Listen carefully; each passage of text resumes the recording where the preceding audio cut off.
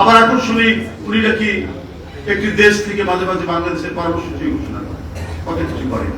আর জেলখানায় যে কয়জন ধরা পড়েছে, এখন এক দরবেশ আছেন, উনি মাঝে মাঝে ঝাড়ফুঁক দিচ্ছে, জেলখানা থেকে ঝাড়ফুঁক করে যে এত শ্রমিক নেমে যাবে, নেমে গেলেই তো হয়। আমি জানি না তাদের আইনি প্রক্রিয়া কিভাবে চলছে এবং কিভাবে তারা সেখান থেকে বেরিয়ে সেই কথাগুলো বলতে পারে। তাহলে কেমন আছে তারা? নিশ্চয়ই কারাগারের মধ্যে তাদেরকে নানা ধরনের এমন সুযোগ সুবিধা দেওয়া হচ্ছে, তারা সেইটা ব্যবহার করে অত্যন্ত স্বতঃস্ফূর্ত আছেন। কিন্তু আমরা নিপীড়িত, নির্যাতিত থাকতে হচ্ছে। আপনার মাদক সেবী, ডাকাত, গুন্ডাদের মধ্যে আমাদেরকে শুইয়ে রাখা হয়েছিল আপনার ডিবি অফিসের কি বলে সেই আয়নাঘর, এইভাবে সেই গারোয়ের মধ্যে দিনের পর দিন আমাদেরকে সেখানে থাকতে হচ্ছে। আর তারা সেখান থেকে বলে যে শ্রমিক নেমে যাবে, এই নেমে যাবে, সেই নেমে যাবে। এই পরিস্থিতি চলতে পারে না, এটা হতে পারে। এত নির্মমতা, এত নিষ্ঠুরতা, কোন গণতান্ত্রিক শক্তির নিশ্চিহ্ন করে দেওয়ার জন্য যত ধরনের আপনার রাষ্ট্রযন্ত্রকে ব্যবহার করা যায় তার সেগুলি তার পরোয়া করেনি যে একজন বিএনপি, একজন কি বলে এমপি ছিলেন, সাবেক এমপি, সাবেক কাউন্সিলর, জনপ্রতিনিধি বা একজন ভালো ইউনিভার্সিটির ছাত্র নেতা, কাউকে রেহাই দেয়নি। তারা গুমের শিকার হয়েছেন, বিচার বহির্ভূত হত্যার শিকার হয়েছেন। এবং আজকেই খবরের কাগজে দেখলাম যত হত্যা এবং গুমের নির্দেশদাতা ছিলেন শেখ হাসিনা, পেপারে উঠেছে আজকে। আর এটা তার নির্দেশ ছাড়া তো আইন শৃঙ্খলা বাহিনী কখনোই সাহস করতো না যে এইভাবে তারা গুম করবে বা খুন করবে। এবার রাষ্ট্র থেকে পৃষ্ঠপোষকতা দেওয়া হয়েছে, রাষ্ট্র থেকে প্রোটেকশন দেওয়া হয়েছে, তুমি যদি এই কাজগুলো করো, বিরোধী কণ্ঠকে স্তব্ধ করার জন্য যদি অদৃশ্য করে দাও, এদের দেখে যদি পৃথিবী থেকে এরা যাতে হারিয়ে যায়, এই ব্যবস্থা করো, তার জন্য তোমার পুরস্কার আছে। পুরস্কার দেখলাম তো, একজন পুলিশ কর্মকর্তা বেনজির, তার 1000 কোটি টাকার সম্পত্তি পাচার সহ, এইভাবে সমস্ত কর্মকর্তাগুলোকে তারা পুরস্কৃত করেছে, সয় সম্পত্তি মানুষের লুট করার সুযোগ দিয়েছে। সবচেয়ে মজার ব্যাপার হচ্ছে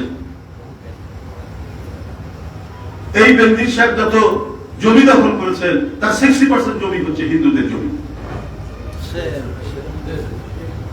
এই হচ্ছে পরিস্থিতি। তাই বন্ধুরা আমার, এটা একটি দিক আমাদেরকে এমন পরিস্থিতি, সরকার সংস্কারের কথা বলছেন কিন্তু এমন সংস্কার আনুন যাতে আর কখনোই কোন ফ্যাসিবাদ মাথা চালা দিতে না পারে।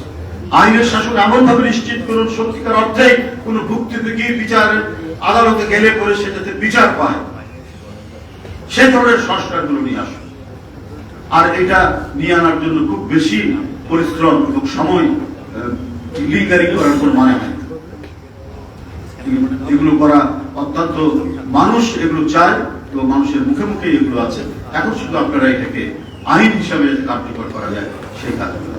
আর একটা জিনিস মনে রাখতে হবে, কখনোই অন্তর্বর্তীকালীন সরকার হচ্ছে গণতান্ত্রিক আন্দোলনের ফসল। যেমন মঈনুদ্দিন ফখরুদ্দিনকে শেখ হাসিনা বলেছেন তার আন্দোলনের ফসল, আর আমরা বলবো যে অন্তর্বর্তীকালীন সরকার হচ্ছে গণতান্ত্রিক আন্দোলনের ফসল। এই আন্দোলন হচ্ছে রক্ত ঝরা আন্দোলন এবং শিশু কিশোরের আত্মদানের সেই আন্দোলন।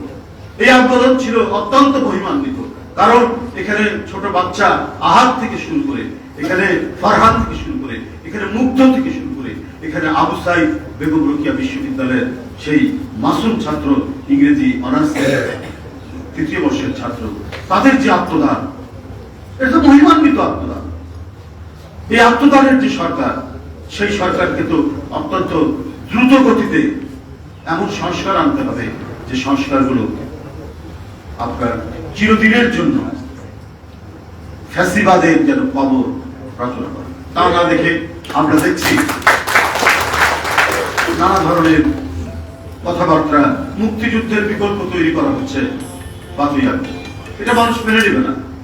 5ই আগস্ট একটা দুনিয়া কাঁপানো গণ অভ্যুত্থান, এর বার্তা, এর রূপ, এর বৈশিষ্ট্য এক ধরনের। আর 71-এর মুক্তিযুদ্ধ আরো বড় ক্যানভাসে 30 লক্ষ মানুষের আত্মদান, ওইটাকে ছোট করে এটাকে বড় করলে পরে কোনো লাভ।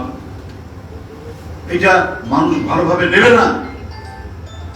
কিন্তু আমরা বিশেষ করে যারা আন্দোলনে অংশগ্রহণ করেছেন, অনেক তরুণ কিশোর যুবকরা, তাদের কেউ কেউ বৈষম্য বিরোধী তাদের নামে অভিযুক্ত আছে, তাদের মধ্যে থেকে এই সুখটা ক্ষীণ হয়ে উঠছে। এটা কিন্তু খুবই গর্বিত একটি বিষয়। এটা হতে পারে না। ছাত্র শিবিরের তাদের একটা প্রকাশনার মধ্যে মুক্তিযুদ্ধকে কটাক্ষ করা হয়েছে। কেন? আপনারা যদি কাজ করেন তাহলে কিন্তু মানুষের চিন্তা চেতনা এটা এক ধরনের ব্যাকলাশ হবে, একটা পেছনে একটি প্রতিক্রিয়া হবে, যে প্রতিক্রিয়াটা ধেয়ে আসতে পারে। এখানে আমাদের এখানে বসে আছেন, সামনে আছেন অনেক মুক্তিযুদ্ধ, এখানে বক্তব্য রেখেছে। মুক্তিযুদ্ধকে ছোট করে কটাক্ষ করে আপনারা এই দেশে যদি রাজনীতি করতে চান, সে রাজনীতি কখনোই সফল হবে না। আমাদের যেমন শ্রেষ্ঠ অর্জন মুক্তিযুদ্ধ, তেমনি 90-এর গণ অভ্যুত্থানের স্বৈরাচারের পতন আমাদের শ্রেষ্ঠ অর্জন, এবং 5ই আগস্টে শেখ হাসিনার মতো একটি নিকৃষ্ট বর্বর এক স্বৈর শাসক ফ্যাসিস্টের পতনও আমাদের অর্জন। কিন্তু সবচেয়ে বড় অর্জন হচ্ছে 71-এর মুক্তিযুদ্ধ। তাকে ছোট করে, তাকে কটাক্ষ করে আপনারা কখনোই কোন রাজনীতি সফল হবে। আমাদের সকল চেতনাকে একত্রিত করে আমরা একটি স্বাধীন গণতান্ত্রিক দেশ হিসাবে আমরা বেঁচে থাকব। আমাদের এখানে প্রতিটি মানুষ শান্তিতে নিরাপত্তার মধ্যে থাকবে এবং গলা ছেড়ে তারা যাতে কথা বলতে পারে, সেই গণতান্ত্রিক পরিবেশ আমাদের নিশ্চিত করতে হবে। এর জন্যই লড়াই, এর জন্যই সংগ্রাম। শেখ হাসিনা এবং তার বাবারা করেছেন বাকশাল, সেই থেকে শুরু হয়েছে আওয়ামী ফ্যাসিবাদের যাত্রা শেখ হাসিনার পলায়ন পর্যন্ত। তাদের যাতে কোনোভাবে পুনরুত্থান না হয়, আর যাতে কোনো ফ্যাসিবাদের জন্ম না হয়, সেটাই হচ্ছে আমাদের সবচেয়ে বড় দিক। আর এটার প্রধান এবং প্রথম প্রেরণা হচ্ছে শহীদ রাষ্ট্রপতি জিয়াউর রহমান।